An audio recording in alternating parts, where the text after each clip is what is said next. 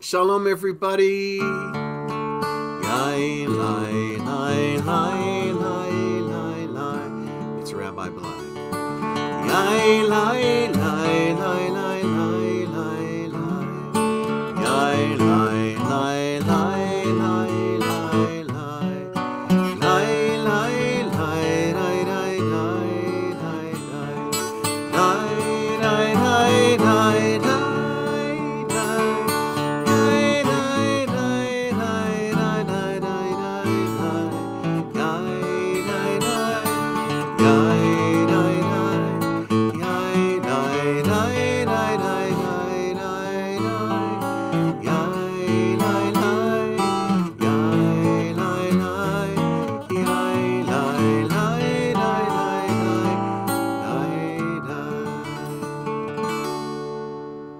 Well, as you can see, it's Sunday night, the last night of Hanukkah. Our Hanukkah has 8 candles plus one more for the shamash. 1, 2, 3, 4, 5, 6, 7, 8, and then the shamash means that our menorah is full. It's going to be blazing with light. You know, this is a dark time of the year. It's gloomy outside. It gets dark early. It's a little cold. But when we light our Hanukkah menorah, when we light our Chanukiah, we bring light into the world. And you know, one of the messages of Hanukkah is that we ourselves can be like the menorah. We can bring light through our love, through our laughter, through our friendship. When we show our love, when we work to make the world a better place, we bring light into the world. So I want to sing a song with you that talks about how we can be the light. Like this. Be the light, be the light. When darkness surrounds us and we can't tell black from white, be the light, be the light. Each candle that we kindle calls on us to be the light. At this gloomy time of year, the wind blows harsh and cold. Daylight disappears while darkness takes its hold. We tell the ancient story of the Maccabees' great fight, and today that task is in our hands. We all must be the light. Be the light. Be the light. When darkness surrounds us and we can't tell black from white, be the light, be the light. Each candle that we kindle calls on us to be the light. History has taught us that tyrants feed on fear. As long as we are willing to stand and persevere, when we use our strength and power to stand up for what's right, every waking hour calls on us to be the light. Be the light, be the light. When darkness surrounds us and we can't tell black from white, be the light, be the light.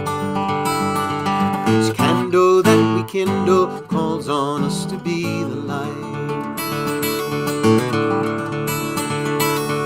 Our enemies know well that power is quite fleeting. As long as truth and courage in our hearts and souls are beating, justice's path is twisted. We've got to hold on tight to our faith, 'cause we've insisted that we always be the light. Be the light, be the light. When darkness surrounds us and we can't tell black from white, be the light, be the light. Each candle that we kindle calls on us to be the light. Each candle that we kindle calls on us to be the light. Candle that we kindle calls on us to be the light.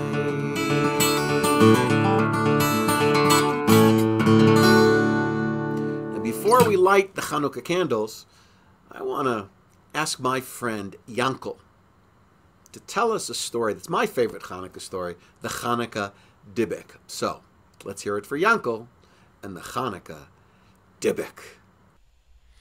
Shalom, everybody. I would love to tell you a story. And it's a story about Hanukkah and a Dybbuk. Do you know what a Dybbuk is? I'll tell you. A Dybbuk is an imp. A troublemaker. It's not, he doesn't scary.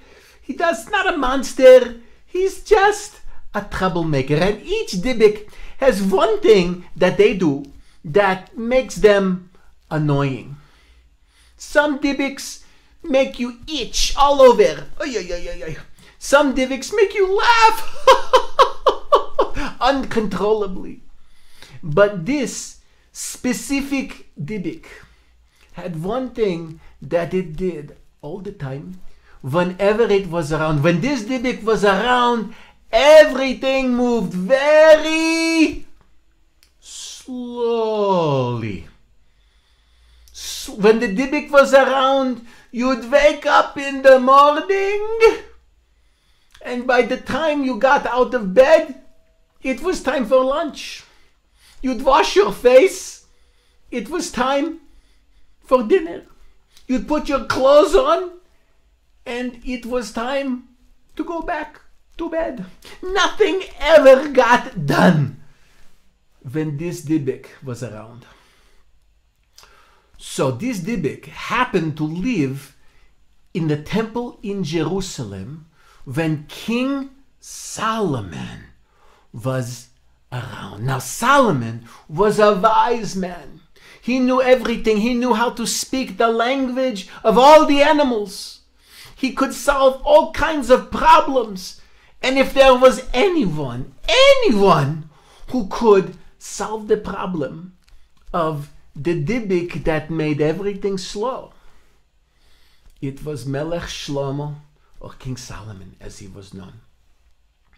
So, one thing that King Solomon knew about Dybbuks was the only way to catch one was to find something from the land in which it came, and you put it someplace, and the Dybbuk would smell it, and it would go and find it, and you could trap it once it found the smell of his land. So, King Solomon spoke the language of the birds. And he commanded the birds to go and fly all over the world and find the land where this Dybbuk came from. And so the birds flew all over the world, and finally one bird came back and told King Solomon, I found the land of the slow Dybbuks. And the bird brought a leaf from a tree from that land and gave it to King Solomon. Well, King Solomon gave it to one of his soldiers, who quickly went into the courtyard, the central courtyard of the temple in Jerusalem, and put those leaves in a small jar of oil. And the oil soaked in the smell of the leaves, and soon you could smell its fragrance all over the temple. And sure enough, that annoying Dybbuk came to the temple and smelled. He smelled the fragrance of his land. And he got homesick, and he crawled over to where the fragrance was coming from. It was in a jar. He peeked in the jar, he looked in, he looked down, and just then King Solomon's soldiers came and pushed him in the jar, sealed it up. And that solved the problem of the Dybbuk who made everything slow. Now, King Solomon had a problem. Because what do you do with a jar with a Dybbuk in it? They sealed it tight, and they put it in a far corner of the temple, and they said, Do not open this unless it's an emergency. And there it sat for 100, 200, 300, 400 years until it was the time of the Maccabees. That's right. Remember Judah Maccabee and his brothers and his sisters and all the fighters who fought the evil king Antiochus to purify the temple? Well, once the temple was purified, they needed to find oil to light the Ner Tamid, the menorah. Well, they couldn't find enough oil anywhere, and they searched high and they searched low, and finally they searched back in a far room in the very, very back of the temple, and they found a jar, and they looked at it, and it had a seal, an ancient seal. It says, "This is holy oil, but only use it if it's an emergency." Well, this was an emergency, so they opened the jar and out popped the Dybbuk! Oy, oy, oy, oy, oy. But he was so glad to be freed from the jar, he flew away back to the land that he came from, and no one ever saw him again.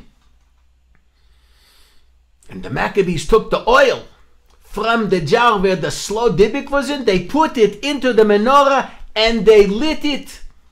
But they only had enough oil for one day. But you know, there was something about that oil that the Dybbuk with the slow utziness had been in. That oil burned very, very slowly. It burned so slow that the Maccabees had time to get more oil. It burned for 8 days. And that, my friends, is one of the stories of the slow-burning oil that the Maccabees found in the temple in Jerusalem. Happy Hanukkah. Shalom. Well, that was great, Yankel. Shalom, everybody. Happy Hanukkah. I love it when Yankel tells that story. I love that story, and I love lighting the Hanukkah menorah. So please, let's do it together. Get it grown up, of course, to light the shamas, to light the helper candle that will light the Chanukiah. Here we go. All right. The last night of Hanukkah. You guys ready? Here we go. Baruch atah Adonai Eloheinu melech haolam asher kitshanu b'mitzvotav v'tzivanu lehadlik ner shel Chanukah. Baruch atah Adonai Eloheinu melech haolam she'asa nisim lavoteinu bayamim hahem bazman hazeh. We praise you, Adonai, our God, ruler of the universe, who makes us holy by commandments and who commands us to kindle the lights of Hanukkah. We praise you, Adonai, our God, ruler of the universe, who performed miracles for our ancestors long ago at this time of year. I hope you had a wonderful Hanukkah. We have one day left. Let's make the most of it. It's wonderful to share this with you. We love you from Temple, and we will see you very soon. Shalom.